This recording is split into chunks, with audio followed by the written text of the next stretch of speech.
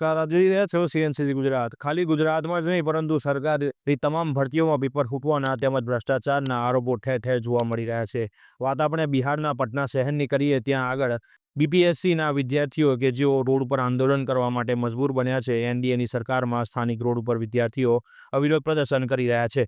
અવારનવાર આવા કિસ્સા ગુજરાતમાં બનતા જોયા હતા, પરંતુ હવે કદાચ ગુજરાત બહાર પણ પરિસ્થિતિ આવી જ હોય તેવું દેખાઈ આવે છે.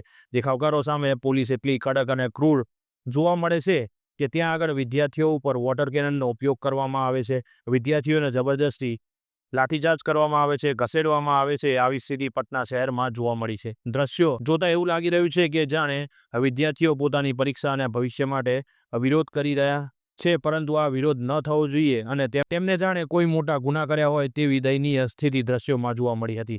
જેના સ્થાને એસપી સ્વીટી શેરાવત કે જેઓ સ્પષ્ટપણે એવું કહી રહ્યા છે કે તેમની પોલીસ દ્વારા વિદ્યાર્થીઓ પર કોઈ પણ પ્રકારની લાઠીચાર્જ કરવામાં આવ્યો નથી. જ્યારે દ્રશ્યોમાં સ્પષ્ટપણે જોઈ શકાય છે કે પોલીસ વિદ્યાર્થીઓ ઉપર લાઠીચાર્જ કરી રહી છે તેમજ વોટર કેનનથી વિદ્યાર્થીઓને દૂર ખસેડવાનો પ્રયત્ન કરી રહી છે.